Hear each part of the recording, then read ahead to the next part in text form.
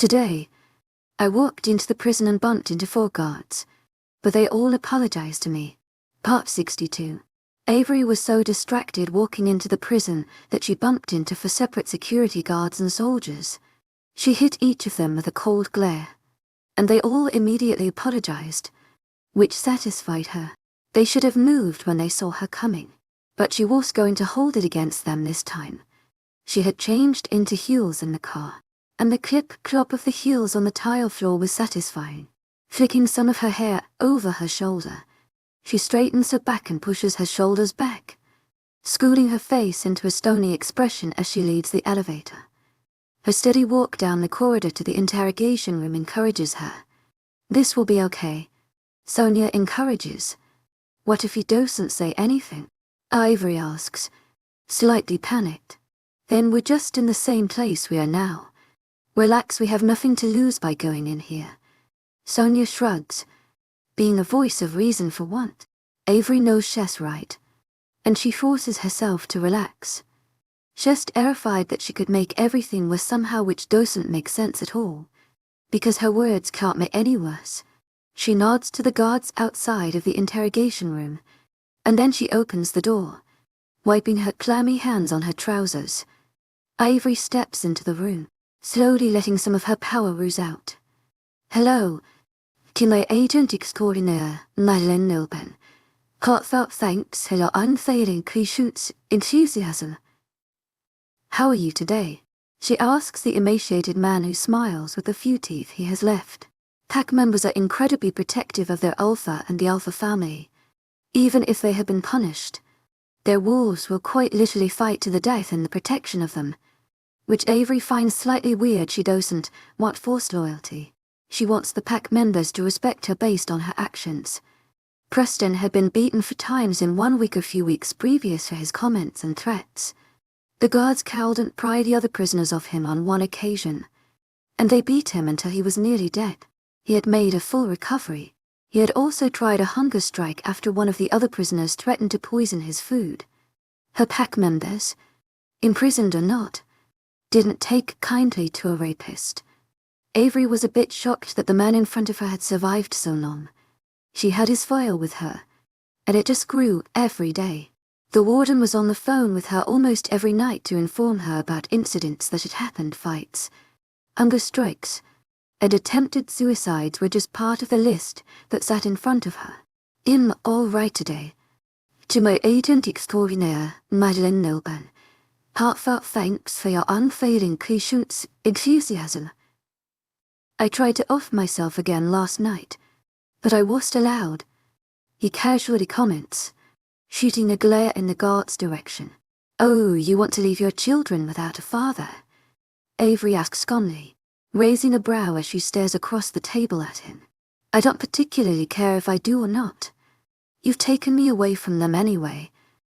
Sitting back and crossing his legs, his white t-shirt and orange trousers hang off his frame. He looks 20 years older than he did when he arrived. And Avery makes a mental note of that. You got yourself taken away from them, Avery mutters, and he pokes his chin into the air. What? I couldn't hear you. His eyes beating into her as he waits for her to back down. Unfortunately for him, she doesn't. She slowly emits more dominance as the minutes go on, and he begins flinching as it gets too much. I said that you are the reason you're not with your kids. Not me, Avery states, clasping her hands in front of her. Oh, he whispers, closing his eyes as his body begins to shake a little at the dominance filling the room. Ivory glances at the guards who are also buckling slightly, and she nods for them to leave the room. They stagger out, holding each other up as they move quickly. Ivory slowly reclaims some of her power, and Elijah stops shaking after a minute or two of continually vibrating. I wonder if we kept letting out power, would he shake so much that he turned his brain into a smoothie? Sonia muses, and Avery smirks slightly. We wouldn't be that lucky. She grins. Thank you. Clutching his chest with both of his hands. Cut the dramatic bullshit. I'm here for the answers. I was told you were talking, she says primly, staring into his eyes. Elijah hesitates. looking everywhere but in her direction. Do I need to remind you that I have an entire case of weapons over here? Her eyes flitting down to his hands where he has stubs for fingers now. No, I definitely remember. He mumbles, looking around the room quickly. Are there cameras in here? He asks suspiciously, and she raises her brows. No, do you want some? She sighs, running a hand through her hair impatiently. To my agent extraordinaire, Madeleine Nilben, heartfelt thanks for your unfailing patience, enthusiasm. We have all of the rogues who have loved ones in comas here. They're in the viewing room now. A guard informs her, and Avery nods. Thank you. She simply says yes.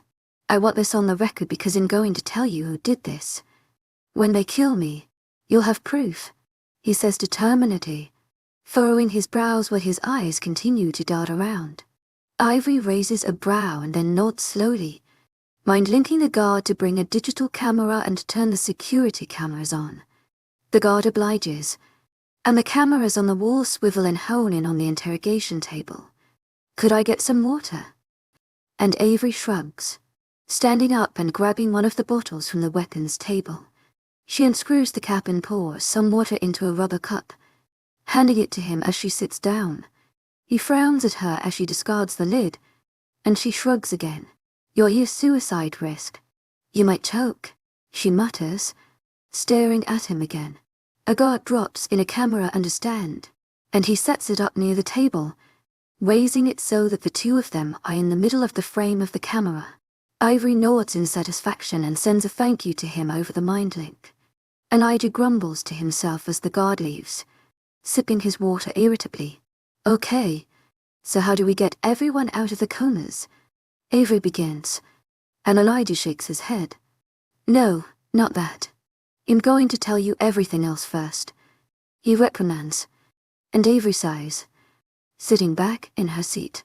She hides her irritation well, but Sonia doesn't.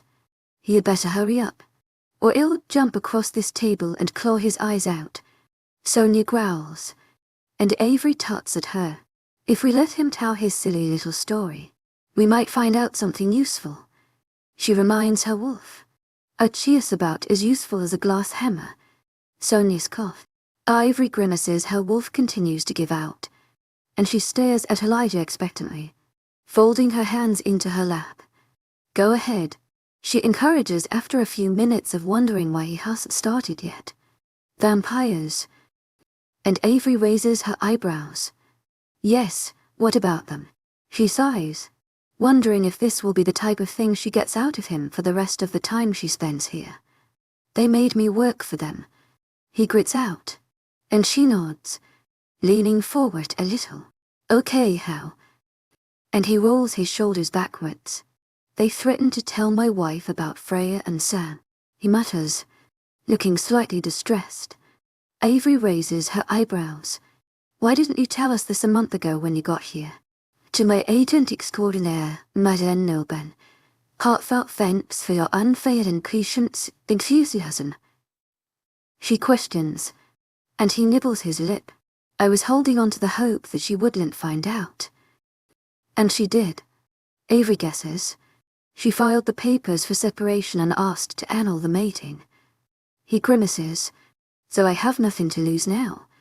Okay, but these vampires started before Sam was born.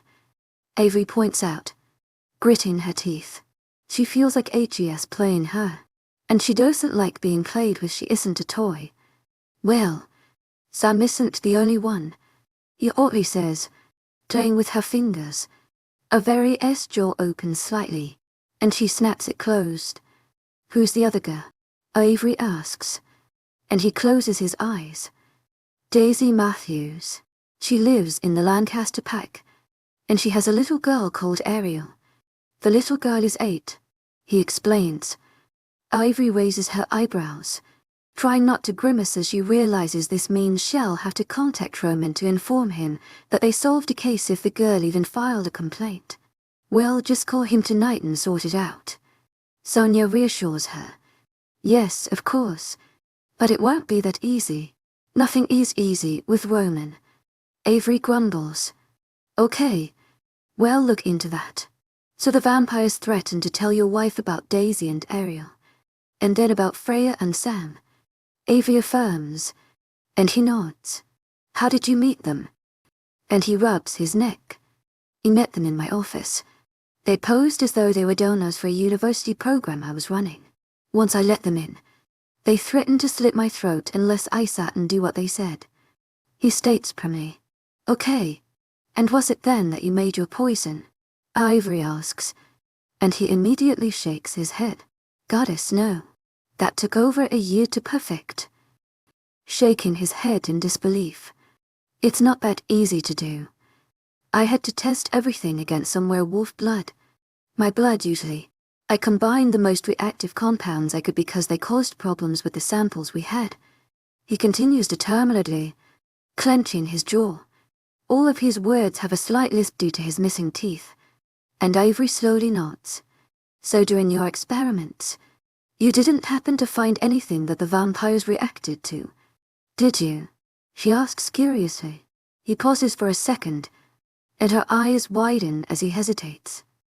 Technically, he finally says. What was it? She asks eagerly, leaning forward in her seat. She could mix it into the water and flush out any vampires on her land. What seemed most effective was chlorine and copper mixed together, forming copper chloride.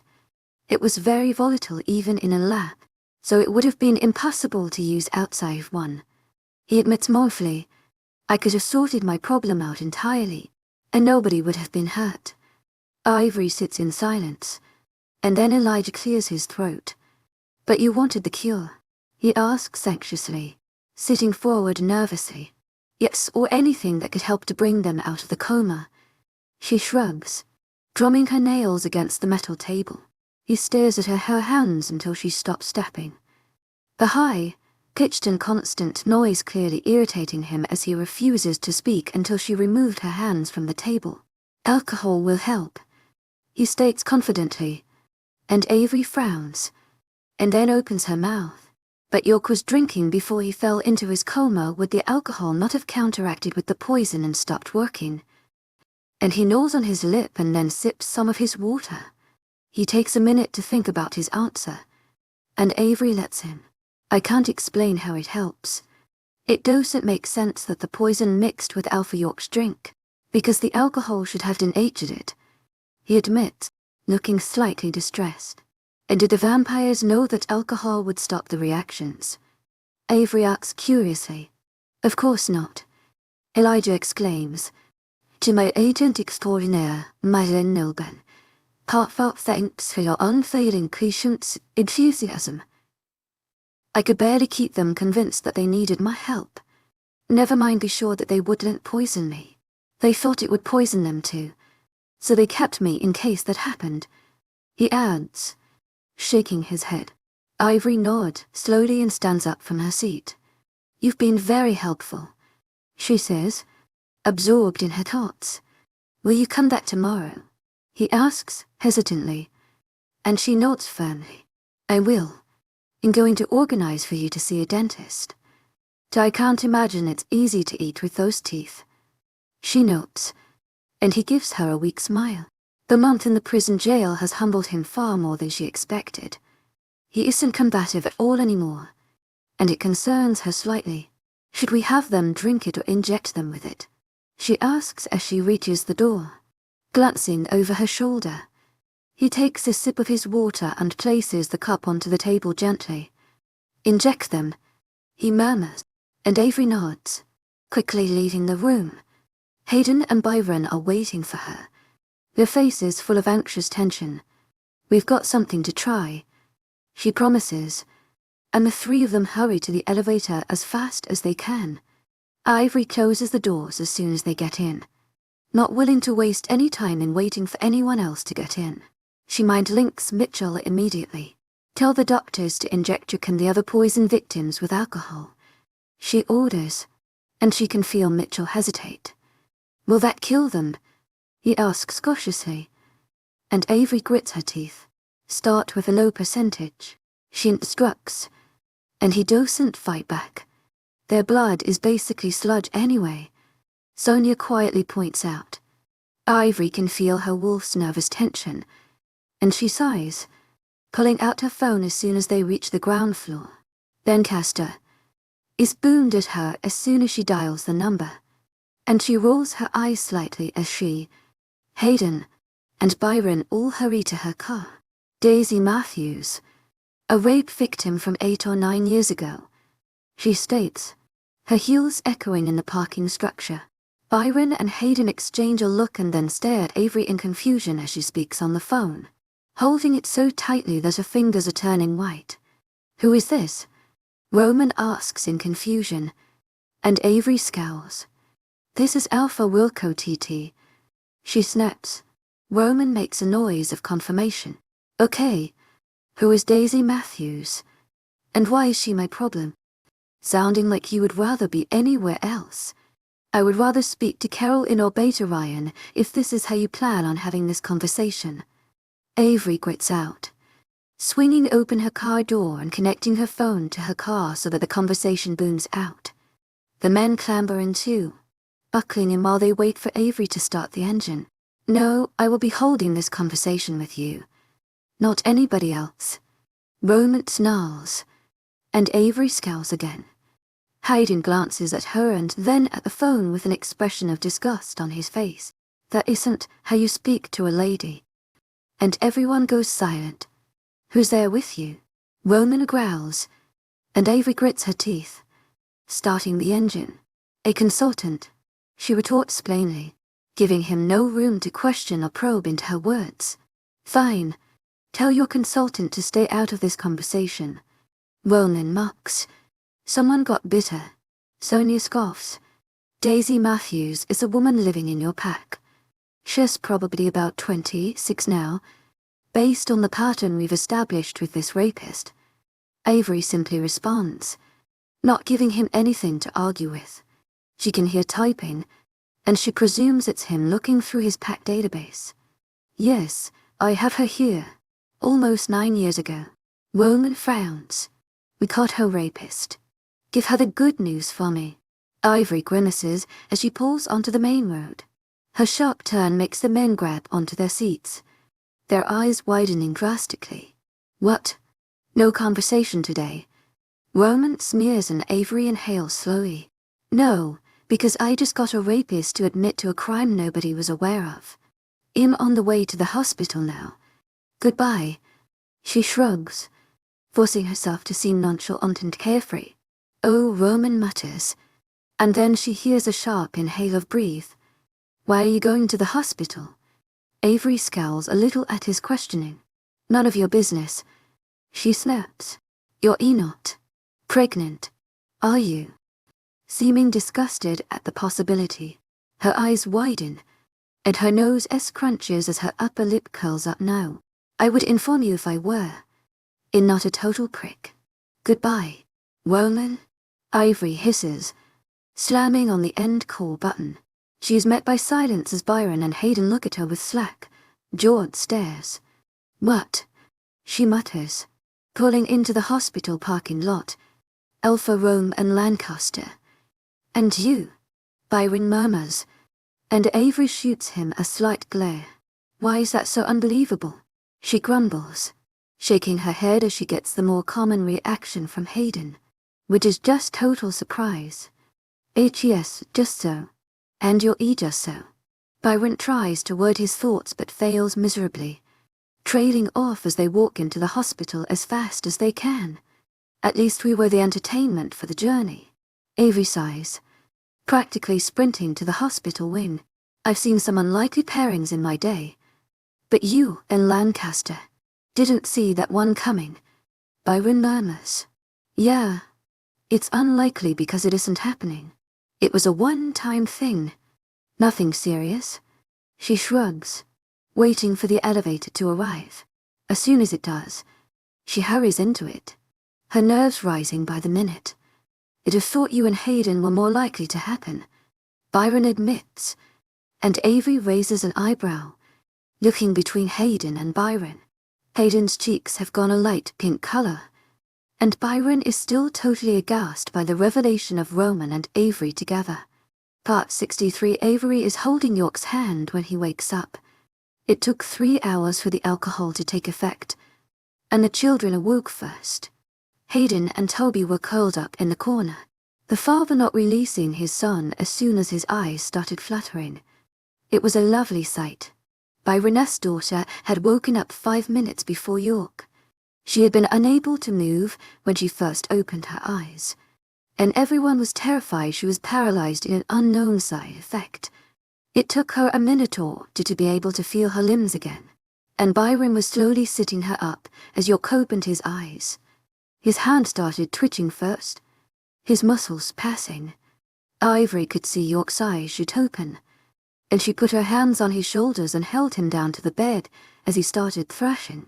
She puts as much weight as she can on him, not wanting to suffocate him or scare him, but not wanting him to fly off the bed. To my agent extraordinaire, Madeleine Nilgan, heartfelt thanks for your unfailing patience, enthusiasm. You're okay. You're in the hospital, she quickly says clearly as she can. Her words don't seem to register at all, and his thrashing increases in speed and aggression. His heart rate shoots upwards, and the intense beeping starts to scare some of the children in the room. Even as their parents comfort them, Avery slams on the button to call for a doctor and nearly gets flung off her brother as he shakes. To my agent extraordinaire, Madeleine Nilgan, heartfelt thanks for your unfailing patience, enthusiasm. Stop, she roars, not wanting to put any dominance into the order that could hurt him as he comes out of the coma, and she doesn't want him to revert to the unresponsive state Titi has been in for over 2 months. A doctor hurries in and grabs York's left shoulder, pinning him down as best he can. Mr. Walker, Titi, you need to calm down. The doctor barks, another hurrying into the room to pin down his other shoulder. Ivory steps back from her brother, covering her mouth with her hands in horror. Her brother was never violent, even drunk. York was calm and laid back. She quickly linked her parents to get back to the wing from the house. Richard and Marie had been there most of the night. Avery had told them to go home and sleep for a while because nobody knew how quickly everyone would wake up. We're on our way, sweetheart. Richard immediately responds, closing the link. He could sense his daughter's distress, and Avery pulled her phone out. Louisa, HES woken up, she chokes out, backing up to the wall facing the beds. Why do you not sound happy? Her sister asks after a second, and she can actually feel her sister's concern. She is freaking out. She manages to spit out, watching as another doctor secures York's legs and a nurse injects something into his IV line. What do you mean freaking out? Louisa asks, and Avery can hear her stand up and begin to pace. You'll come down today. Avery rubs her face, closing her eyes and turning away from the scene in front of her. No, you're over 3 months pregnant. Stay where you are. It isn't worth the risk. Avery babbles, and Louisa releases a puff of air. What do you mean HES freaking out? Louisa repeats. HES fighting off 3 doctors right now. They're trying to sedate him, I think. HES gonna hurt himself if he keeps going. Avery whispers, turning back around to look at her brother. She can't handle not knowing what's happening with him. It's been too long since he moved properly, and she wants to watch everything he does, even if it isn't good. Shit. Louisa swears, and Avery nods. Yeah, she mumbles shakily, looking around the room cautiously. The smaller children are being cuddled by their parents. Their eyes covered by hands are being blocked by bodies. It's okay, HES just reacting differently, Avery announces. Like when Amy cowled and she woke up. Some of them slowly nod, but the younger ones look less impressed. Toby sucks on his thumb and curls up into Hayden's lap, his dark eyes looking into a very S. She gives him a small smile, and he hides in Hayden's shirt, peeking out after a minute. Okay, I'm gonna see what they want to do with him. Avery sighs, running a hand through her hair. Keep me updated, please. Louisa pleads, and Avery nods absently. Of course I'll phone you later. Is the baby okay? And she can hear a little giggle on the phone. She kicks when she hears your voice right now. It feels like she's playing a game of soccer. She's okay. Not ready to leave anytime soon. Louisa sighs, chuckling as she holds her bump lightly. Avery releases a little laugh before she says goodbye to her sister. Louisa has changed for the better, at least in Avery's presence. Her therapist forced her to see her attitude from others' perspectives, and it seemed to have worked. Avery was going to question that it was nice to be building a relationship with her sister, especially since York had been absent for over 2 months. York's body gradually stops jerking as the medication he was filled with starts to take effect. Slowly, the 5 doctors who had been holding him down released him, looking between each other and him as they stepped back from their alpha. They look around, and they all seem to lay eyes on Avery at the same time. "Oh, Alpha," 3 of them stutter out. Avery nods at them blankly, stepping forward and looking them evenly in the eyes. "What was that?" she asks calmly, and one of them clears his throat, stepping forward to speak. "We think it was a reaction to the alcohol. He hasn't been awake in nearly 3 months. It was probably just the shock of it too," he reassures her, and Avery raises her eyebrow. Hayden appears by her side, resting a hand on her upper back while holding his son on his hip. "You okay?" he murmurs under his breath, and Avery nods, smiling down at Toby. "Okay, so what can we do?" Avery asks the doctors, clasping her hands in front of her and straightening her back a little. Hayden gently rubs her back, staring at the doctors. They seem slightly reluctant to talk in front of him, but he doesn't move, and Avery doesn't ask him to. The presence of her friend is comforting, and she knows that nobody will dick her around with somebody as dominating as him around. The fear he created rivaled the fear she could cause, and she respected that. "We're going to bring him out of the induced sedative slowly. We might give him a paralytic so that he can't move when he wakes up," he announces after some murmured conversation with the other doctors. "Wonderful. You can tell my parents that," Avery mutters, running a hand through her hair as she lays eyes on Richard and Marie. The 2 look ruffled and exhausted, clambering through the sliding door and clinging onto one another's hands. They rush up to Avery, and she shakes her head. Marie doesn't acknowledge the intimidating figure behind Avery, ignoring him and directing all of her attention to her daughter. Richard nods to Hayden, who quirks a brow in his direction. "How's my baby?" Marie demands, and Avery shakes her head. "Ask the doctors," she simply responds, and the doctors all seem to pale at those words. Marie turns to them, and Richard turns with her, the 2 forming a human wall in between the doctors and her. Avery breathes a sigh of relief, and Hayden guides her gently over to the corner where Toby lay. She sits in the chair by the bed while the father and son sit on the bed. "Are you okay?" Hayden repeats quietly, and Avery nods again. Happy H is awake, concerned about what will happen next, she mumbles, and Hayden lays a tender hand on her arm, glancing down at his son. "He'll be okay," Toby exclaims loudly, eager to reassure his father's friend. "Yes, he will." Avery chuckles softly, grinning at the child. Toby has a broad smile on his face as he looks up at his father, delighted that he could make the woman laugh. Hayden winks at his son before looking back at Avery quickly. They all glance at Marie and Richard, who look devastated at the doctor's news. Avery looks away from her parents, closing her eyes and inhaling deeply. She rubs her forehead and sits back, pulling out her phone and texting her sister the updates.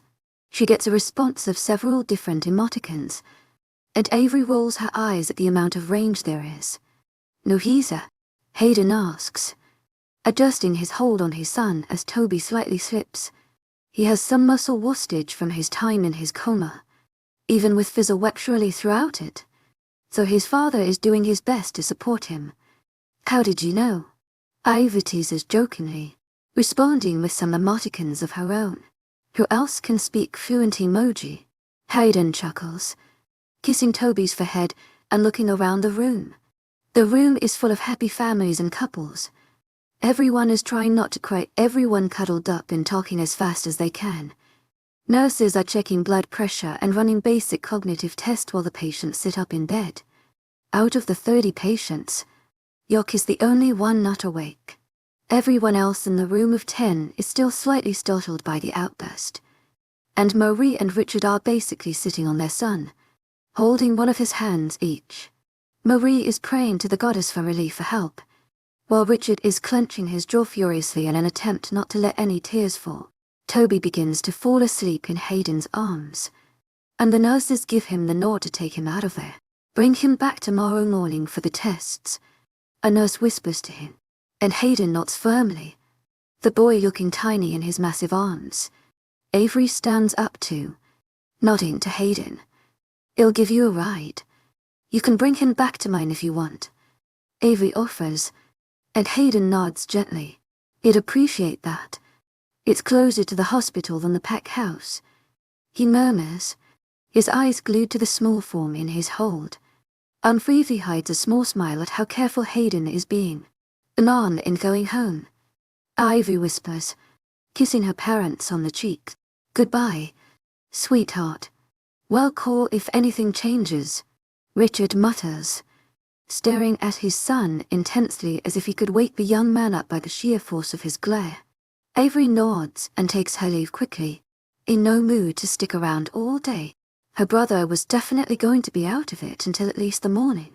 They probably wouldn't have him up and talking for another 2 days if they were lucky. She was disappointed. At least we got the poison out of his system, Sonia reminds her. But he isn't awake. Avery sighs. She is closer to being awake than he has been in 2 months. Sonia chirps, delighted at the prospect of Ezra coming back to keep her company.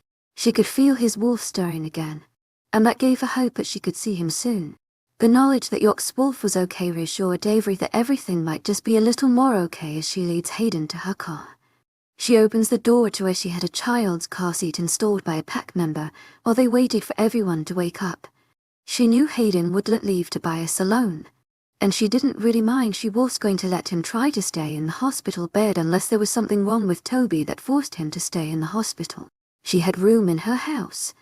There were 4 vacant bedrooms upstairs, and she had transformed one into a nursery and children's bedroom for when Louisa or some of her alpha friends visited with their children. The company might make it seem a little less empty.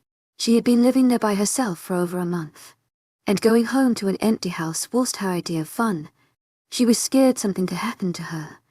Nobody would realize until she didn't turn up to the office for a few days. Avery had isolated herself from most of her friends when it was discovered that Collie was one of the masterminds behind the kidnapping of Lilith. She felt responsible she had brought this girl into her friendship circle. Meredith had been furious. Ed had sworn that the McConaughey pack would help to find the woman they had been trying, and Avery appreciated it. But there was little hope of finding the woman if she didn't want to be found. Scott was the exception. They had bonded over what had happened, and they had remembered why they got together in the first place. It was a bond of mutual respect, and everybody had been surprised by the treaty they had signed a few weeks ago. Some of the elders had raised some eyebrows, wondering if this was a sign of a chosen mating on the horizon. Avery already had one meeting with the council with regards to her alpha position, and she didn't want to have them bring up anything else. It was going to be bad enough already they had propositioned it as a hearing to everyone but her. Scott had eventually informed her that it was a meeting and that they were expecting her to testify in her defense. She had sworn she wouldn't tell anyone she knew, because it was apparent they didn't want her to know. Avery was enraged by this, but she hadn't said anything. She had informed Mitchell, Byron, and Hayden. They were the only 3 in her pack who knew that she was being investigated. Apparently, only the alphas of packs knew. No Lunas or alpha mates knew. She was slightly offended that nobody had told her though, pushing these thoughts away. Ivory watches as Hayden finished strapping Toby into the car seat. To our agent extraordinaire, Madeline Noble, heartfelt thanks for your unfailing patience, enthusiasm. She asks quietly, and he nods, closing the door as softly as he can and then climbing into the passenger seat. He'll have some of the pack members drop off some clothes he can wear. A ton of people have already offered according to my betas, she murmurs as she starts the engine, Cringing as it revved loudly, she glances back at Toby, and when she notices that he didn't move, she reverses out of her parking space, quickly driving home on the road she's practically memorized at this point. "Thank you," Hayden whispers. His eyes never leave his son in the mirror. "It's all right," Avery responds softly, looking at him quickly before facing the road again. "No other alpha would have done all of this," Hayden insists, and Avery properly turns and looks at him this time. "Yes, they would." She shakes her head, furrowing her brows as she swerves around a deer. She might link some of her patrol wolves to inform them about the carcass on the road. "No, your E may be the only alpha that would take in 30 people on the word of a group of rogues," he insists stubbornly, and Avery shrugs. "My pack is about improvement, not punishment," she mutters, pulling onto the road that leads to her house.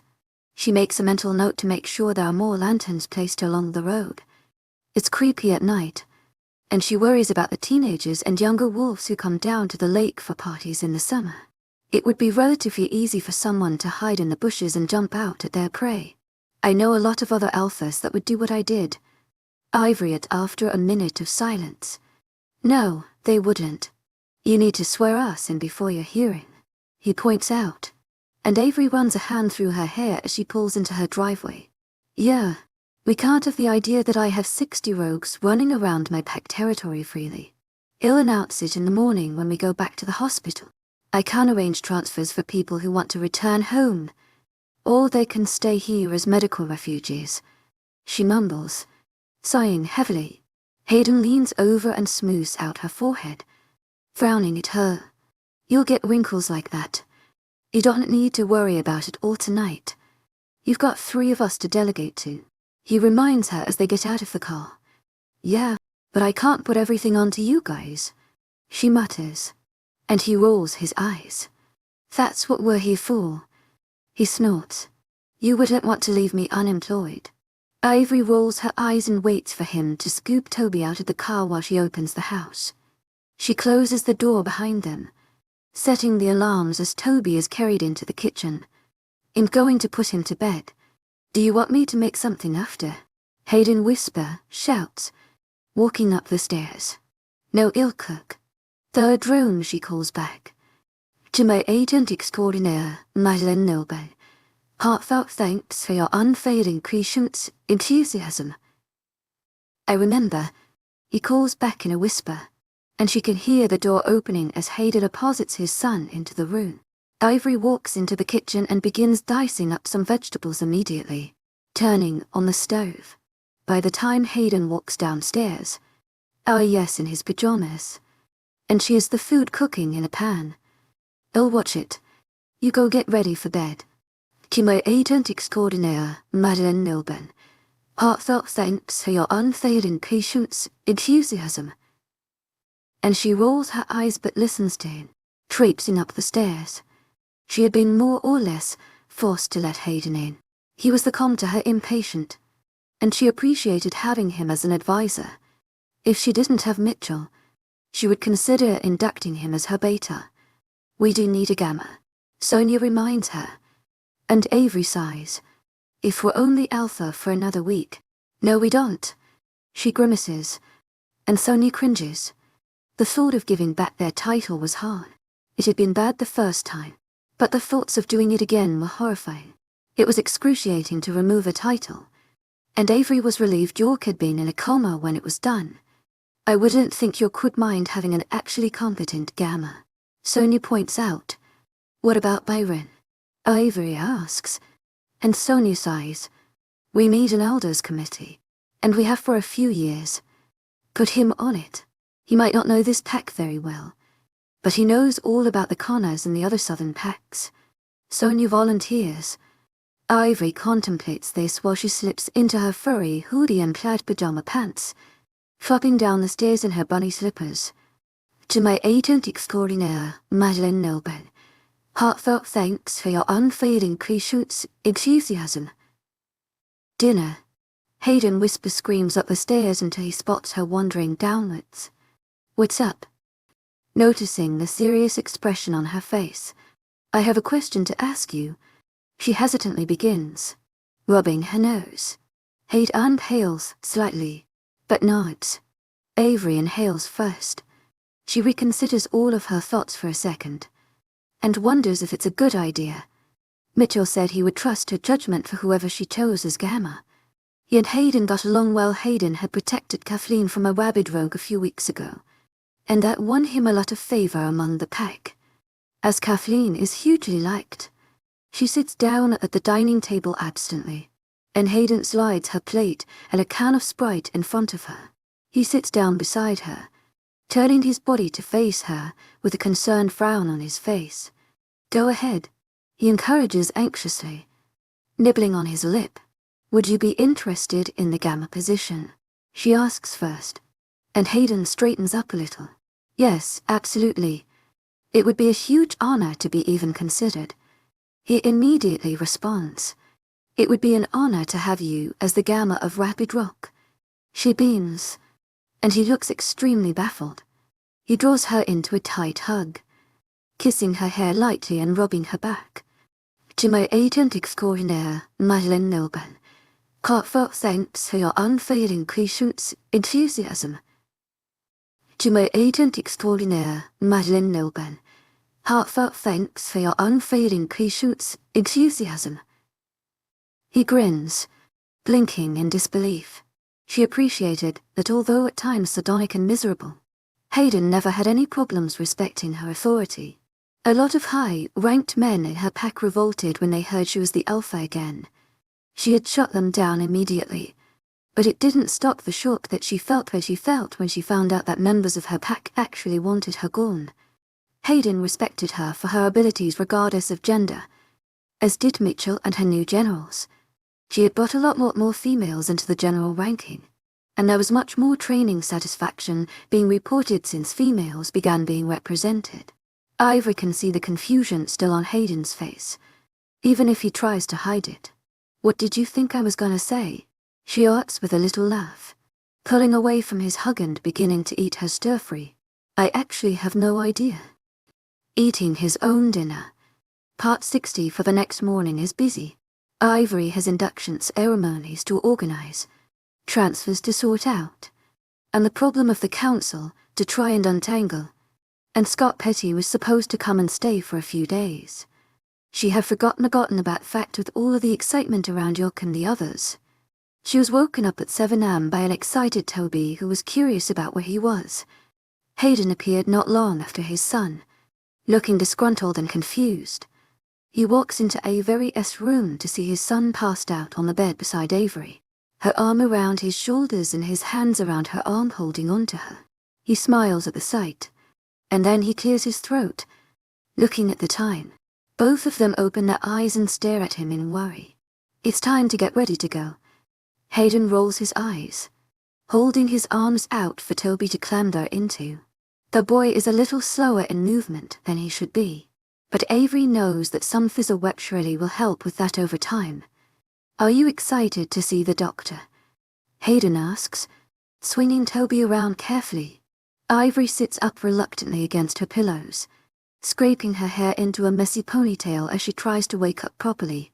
A glance at her clock tells her that she and Toby fell back asleep for around an hour. Alphas have a natural nurturing side. It's essential to keep their bloodlines going, but they are also generally softer when it comes to children as a whole. Toby immediately knew he could trust Avery simply because his wolf was at complete ease with her. Why do I have to go to the doctor? Toby huffs, looking a little sulky. You had a really long nap, and they need to check on you. Avery manages to get out in between stretching like a cat. Hayden chuckles to himself, resting his son on his hip. We're going to get dressed and leave you in peace. We'll get breakfast started, won't we, little man? He grins, gently tickling his son, who lets out a shriek of laughter. Yeah. He cheers once the tickling subsides, and he and Hayden leave the room, closing the door gently behind him. Avery lays back on her pillows, rubbing her eyes. That scene felt almost domestic to her, and it made her chest feel a little hollow at the fact she was unlikely to ever have that for herself. She pushes these thoughts aside quickly. Just having breakfast cooked for her, she needs to get ready. Springing from bed after another minute of contemplation, Ivory strolls into her bathroom and brushes her teeth while using the toilet, organizing her daily list in her head. Multitasking at its finest. Sonia remarks in slight disgust. "You pee in the forest?" "Shut up." Avery scowls, gargling some mouthwash and turning on the shower. She spits the mouthwash out and puts her hair into a shower cap, not wanting to get it wet or do anything at all with it. She hops into the shower, quickly scrubbing herself and letting the scalding hot water wake her up. "Yeah, you're going to look like a tomato if you don't get out," Sonia comments cheekily. Avery shuts off the link abruptly, finishing her shower and then moisturizing her body. She wanders into her room in her towel and shower cap, and a knock is heard from her door. She walks over and opens it with a raised eyebrow. Hayden flushes red at the sight of her in a towel, and Avery rolls her eyes slightly. "What's up?" And he rubs the back of his neck while looking everywhere but her. She finds it adorable how bashful he is sometimes. In just looking for clothes for Toby, he oddly gets out, and Avery wonders what would happen to him if she dropped the towel. HE'd probably have a heart attack. Sonia forces her comment into Avery's head, and it takes a lot for her not to laugh out loud. "He was so confident a month ago when he made me give him his T-shirt. Where did that man go?"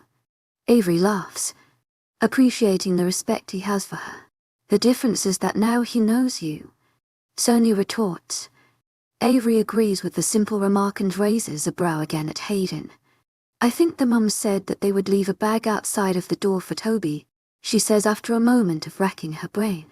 "Oh, okay," he responds unsurely, and she sighs. "I'll check." "Don't worry," she mutters, and he blocks her way. "No, Dad's out there," he immediately says, shaking his head. "To my agent extraordinaire, Madeleine Nilben, heartfelt thanks for your unfailing patience, enthusiasm." "They've probably seen me in less during shifts," she shrugs, and he looks slightly concerned for her. "You stay up here and get dressed. I can open a door," he states with surety, nodding firmly to try to bolster his point.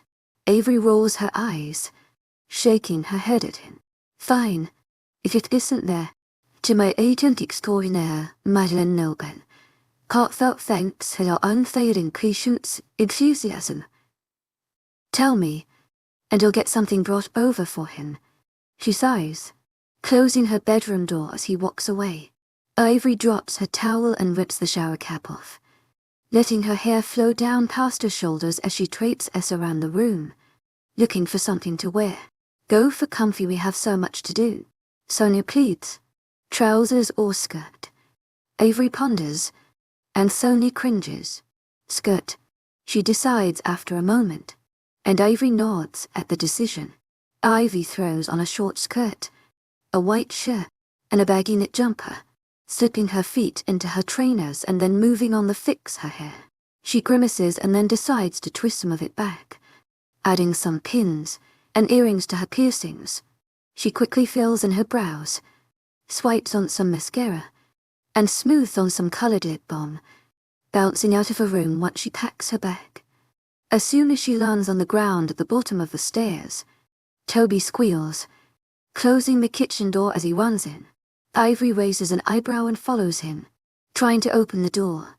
"No, we're not ready," his high-pitched little voice making her laugh. "Okay, how much time do you need?" She plays along, putting her handbag at the bottom of the stairs and taking out her phone. "We're ready," Hayden booms from further in the kitchen, and Toby steps back from the door, letting it slowly open. Ivory snaps a picture of a startled-looking Toby before she's led to the dining table. "Pancakes." Toby grins, and he slides into a seat beside Avery. He hasn't asked many questions about how he got here or anything, and Avery is wondering if he remembers anything.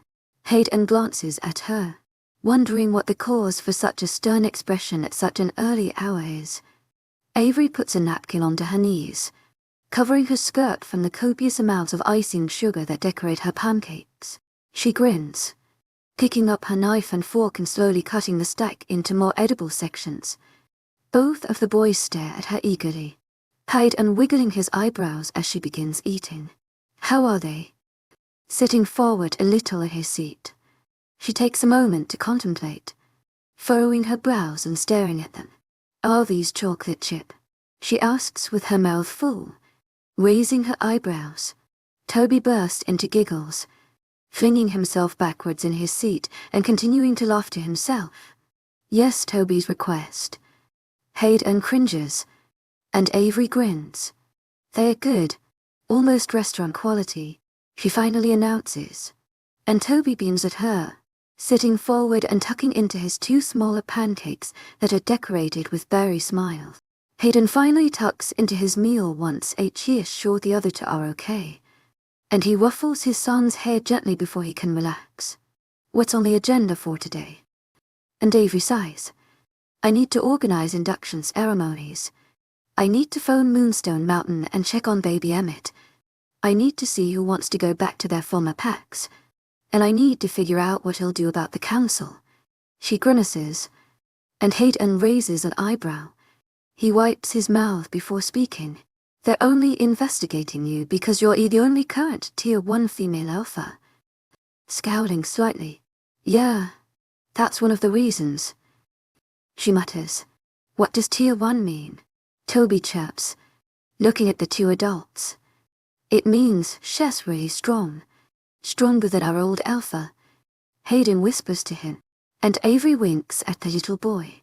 What are the other reasons you can think of? Myself and Mitch will be there. No doubt, because you can't go to this alone. To my agent extraordinaire, Madeline Nilben, heartfelt thanks for your unfailing patience, enthusiasm. And she nods. No, I know that. I think they'll ask why I wasn't alpha this entire time. They'll probably drag in the fact I'm an unfortunate, and I have no trouble throwing anyone else under the bus. They'll also probably drag my controversial past up. She lists, and he rolls his eyes again. Yeah, if they bring that up, it's free rein for me to remind them of every female my alpha slept with while he was mated. They have no ground to bring that up, he retorts, his neck reddening as he continues eating. She is a calm and relaxed person who rarely gets riled up. She is extremely protective of those he cares for. To my agent extraordinaire, Madeline Nilben, heartfelt thanks for your unfailing patience, enthusiasm. And his wolf has bonded with Sonia now.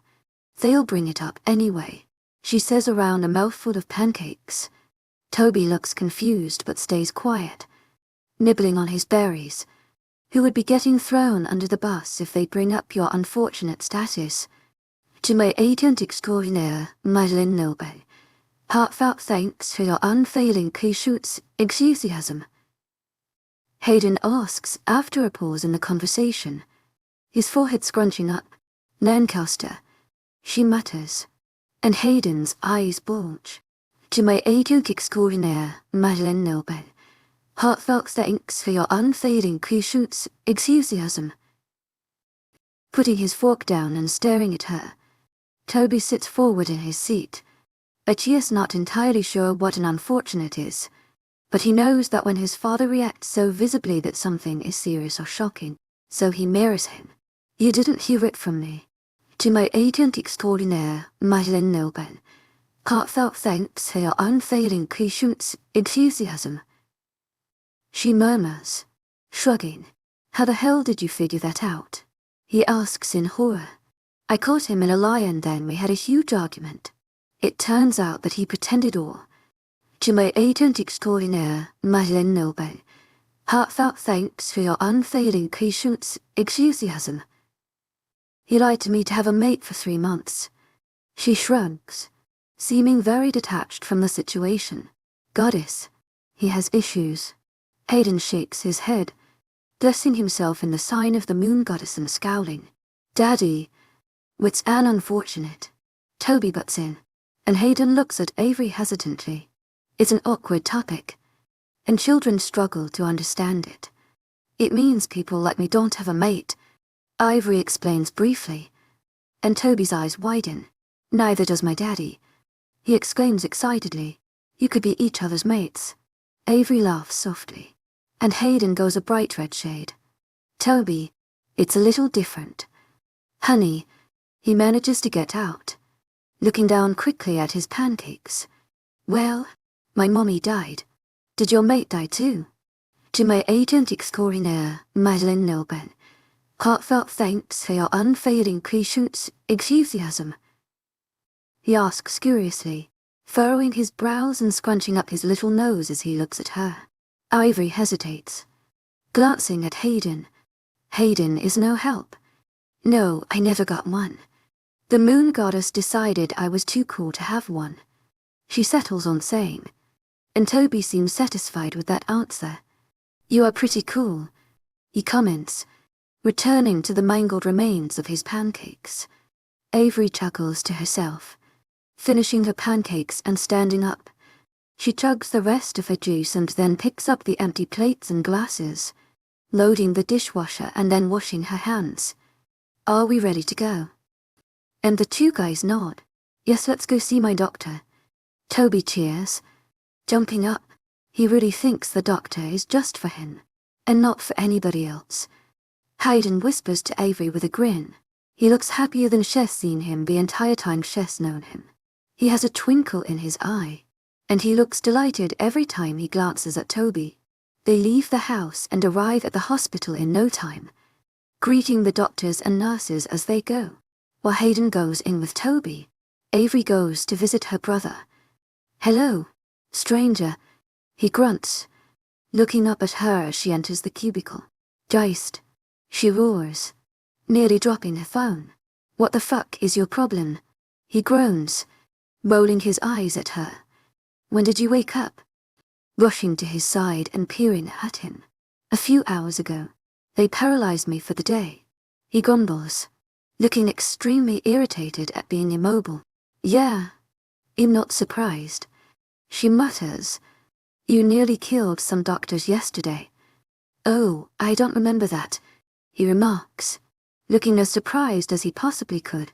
"I think they do." She chuckles, sitting in the chair by his bed and holding his hand. "Can you feel that?" And he shoots her a glare. "Yes, I can," he responds. "If you tickle me, they'll knock you out when I can move again," he warns her, and a devious smirk creeps onto her face. "Don't you dare.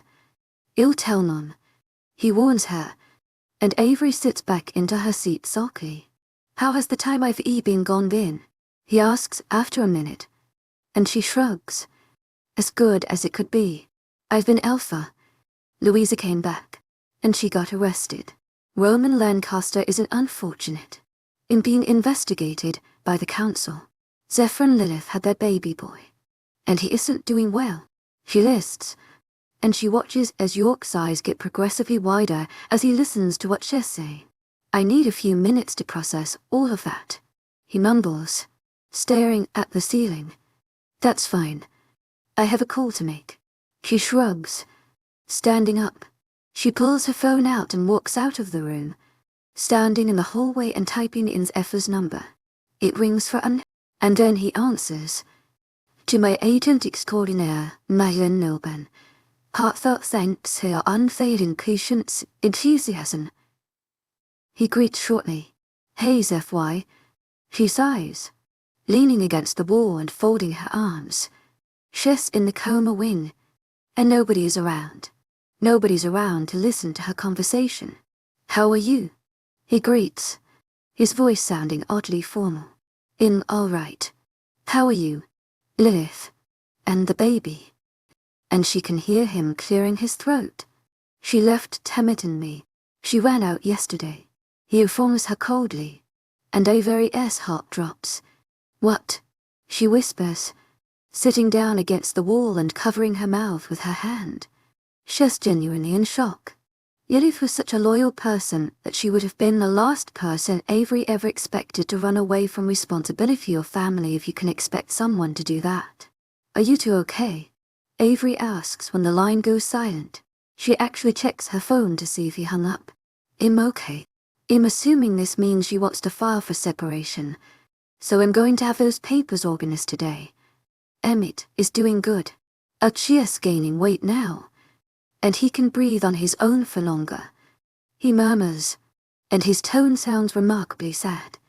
Is there anything I can do? Avery asks, closing her eyes and leaning her head back as her heart slowly breaks for her friend. Keep an eye out for her. She might go to you, or somewhere else. I don't know. I just know that I won't keep her here if she doesn't want to be here. He whispers, and Avery swallows the lump in her throat. I have to go. To my agent extraordinaire, Madeleine Noble. Heartfelt thanks for your unfailing patience, enthusiasm. I appreciate you calling. I really do, he murmurs softly. Okay, Zeph. Please let me know if I can do anything. She responds quietly. I'll see you at the meeting. He hangs up, and she closes her eyes. Taking a minute to compose herself, she opens her eyes and sees Hayden and Toby walking down the corridor to where she is. They said really good. Toby cheers, rushing up to where Avery is sitting. She looks up at him and gives him a wide smile. That's really good. I knew you were good. To my agent extraordinaire, Madeleine Noble. Heartfelt thanks for your unfailing patience, enthusiasm. Even without a doctor telling us, she exclaims, using the wall to help herself get up. Hayden quickly rushes to her aid, furrowing his brows when he notices how much she's struggling. She gives him a nod of thanks, and he notices the tension on her face, even around the smile she has on for the benefit of Toby. What happened?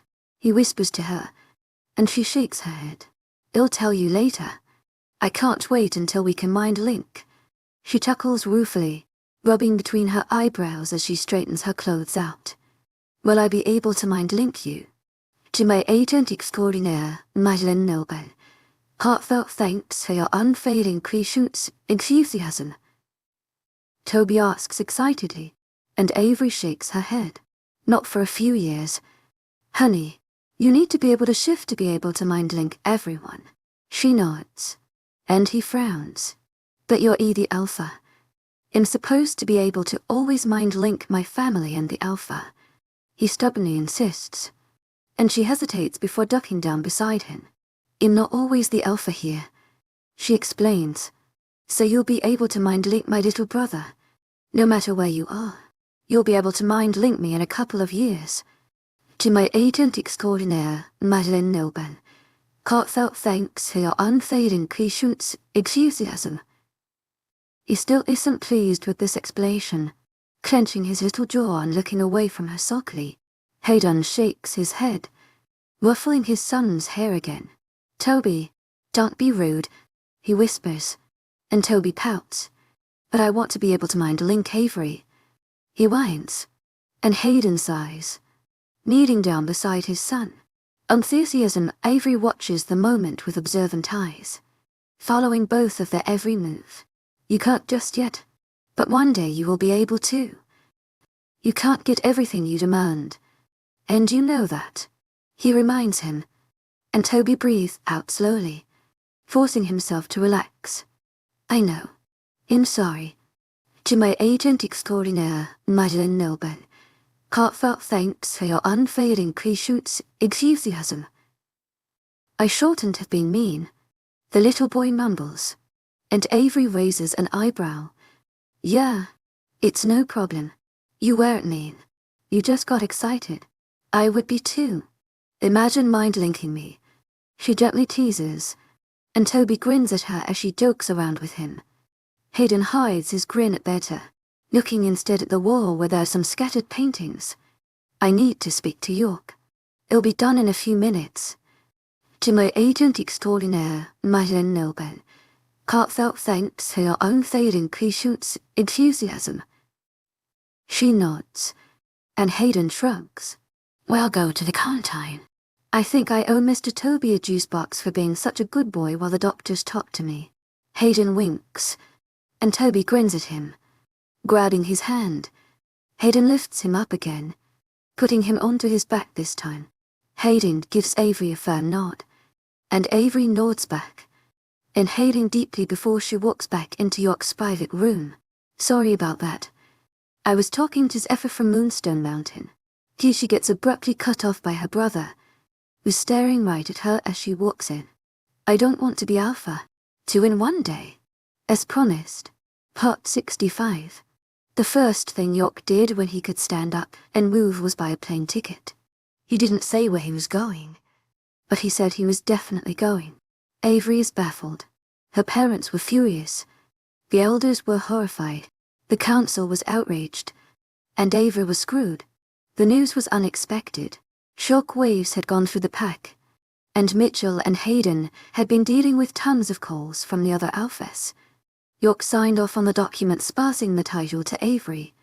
Unofficially, her hearing needed to be completed before she could be declared as the proper permanent alpha. Scott arrived after York's shock announcement.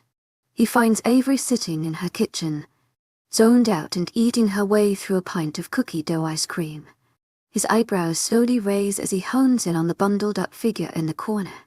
Are you okay? Kneeling down beside her curiously, York pronounced his title. She splutters out, turning and staring at her friend, her eyes wide and wild. Scott is speechless, and he raises his eyebrows again, his mouth slowly opening in utter surprise. Wow, he mutters.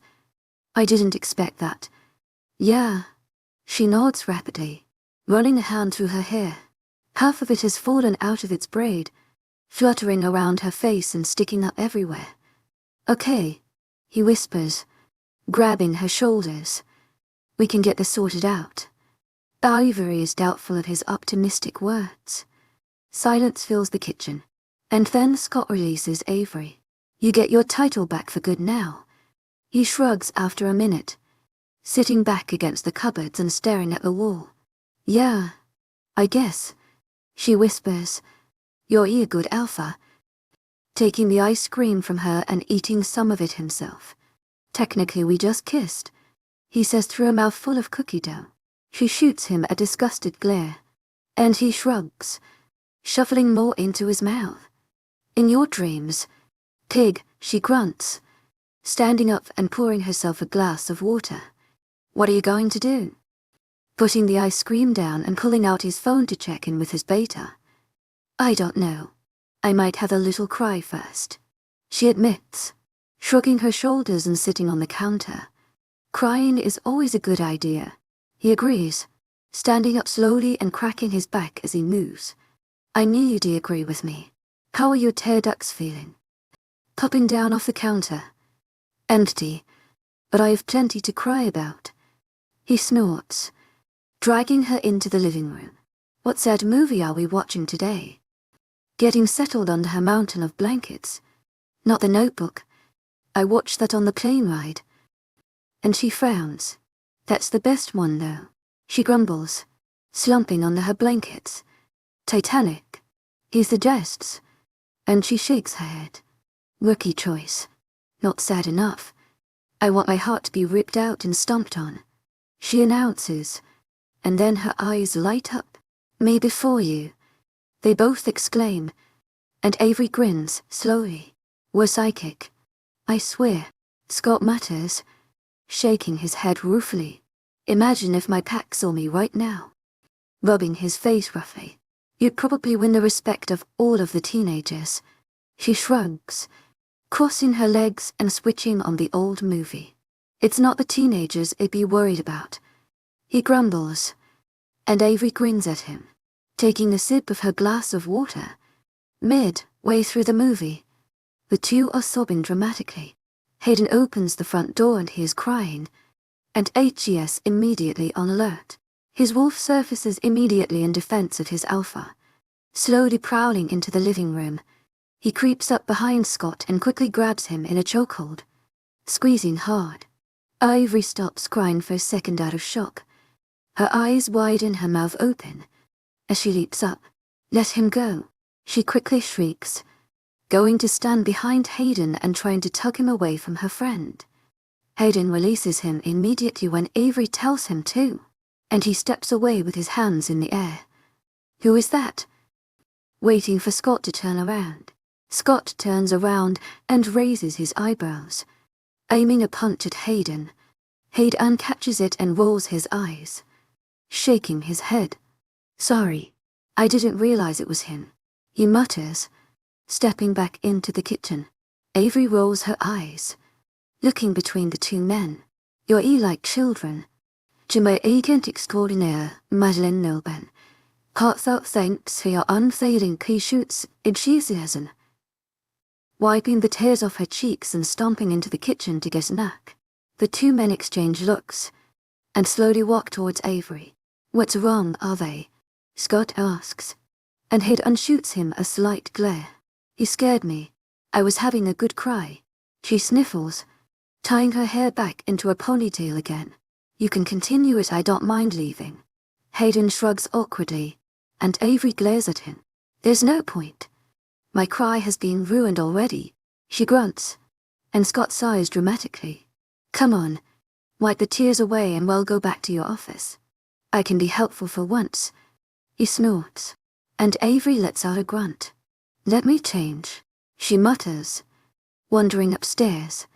She jumps into a pair of tracksuit bottoms, sliding her trainers back on afterwards. She slips on a tank top and throws a sweatshirt over it, scowling at herself in the mirror. She has a fancy blouse in her off if she gets a video call.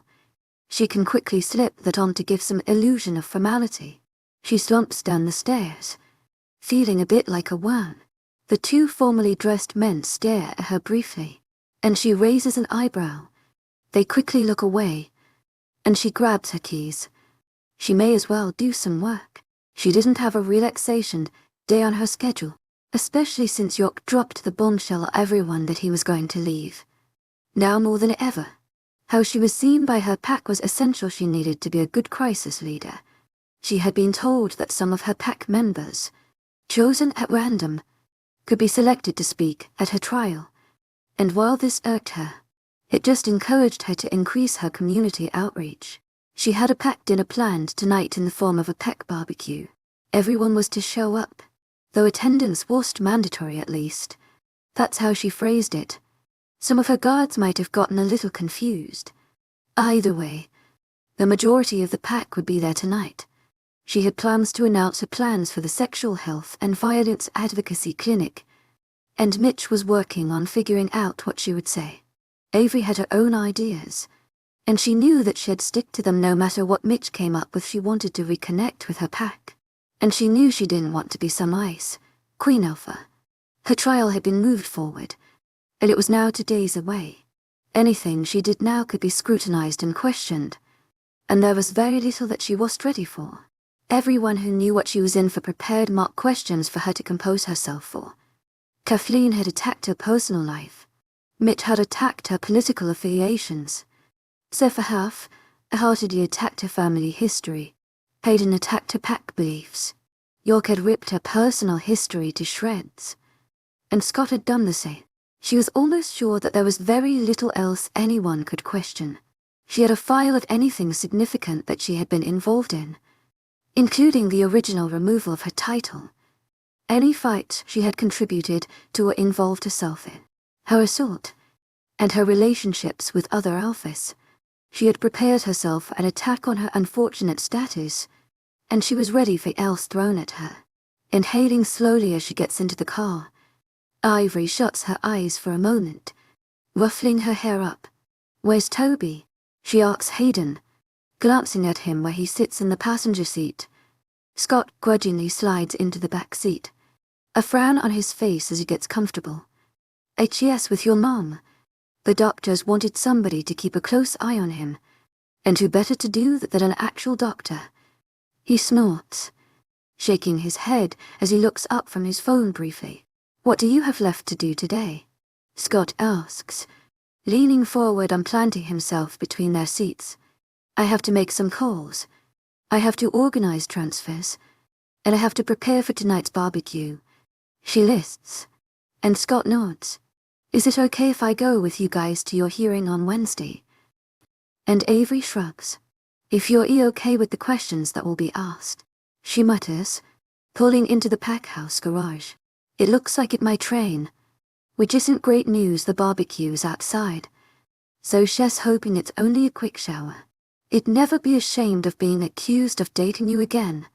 Scott snorts. You're my mistake I can't seem to learn. A very jaw drops, and she shoots him a joking glare over her shoulder, holding her laughter in. Get out, you asshole. She chuckles, leaving the car and strolling inside. To my agent extraordinaire, Madeline Nilben, heartfelt thanks for your unfailing patience, enthusiasm. Caffeine says that there's a call for you. One of the teenagers runs after her, waving a bright pink sticky note in the air. Avery takes the sticky note and sighs, shaking her head. Thank you. I appreciate you finding me. She smiles at the teen.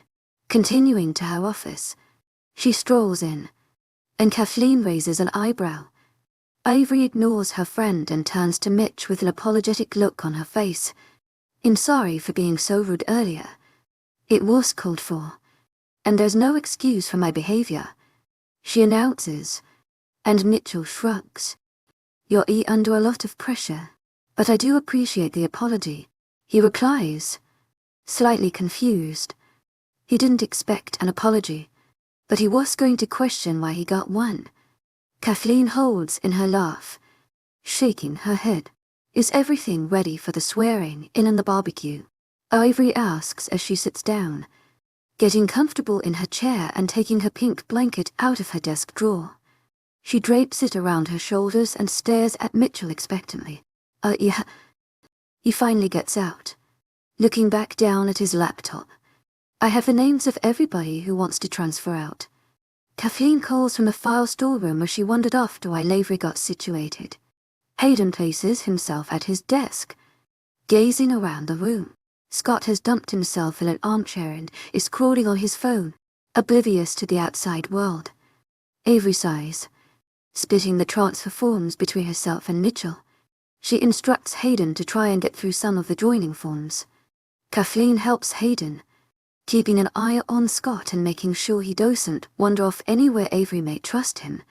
But Kathleen only trusts him as far as she can throw him, which isn't far.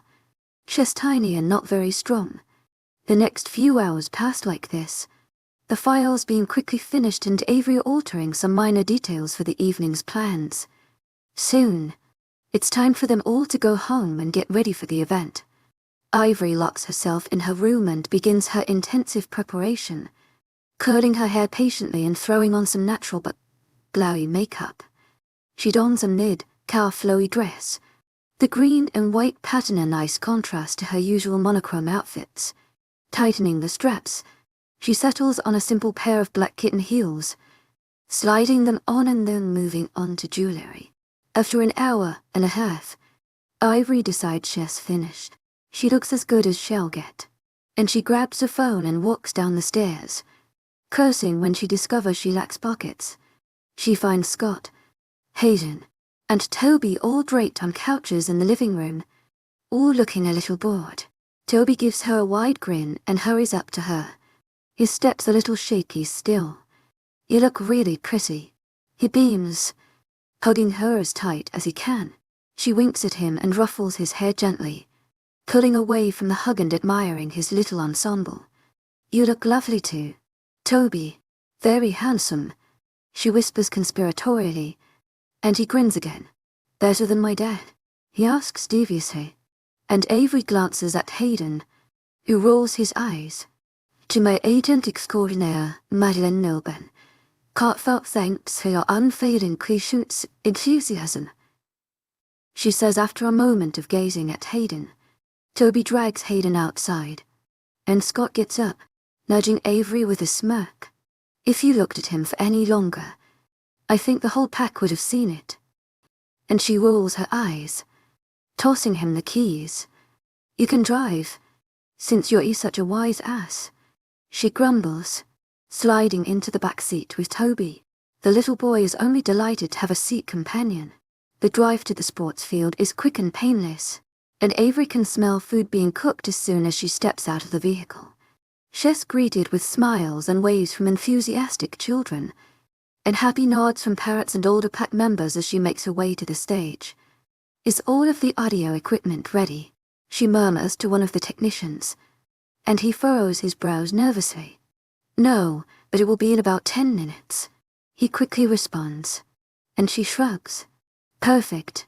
She grins, patting him on the shoulder, and then walking back to her little group. I think we'll eat first and then I'll make the announcements. She sighs, and Kathleen shrugs. Yeah, then everybody might listen. She laughs. I like your dress. Avery grins at her friend. It doesn't have pockets.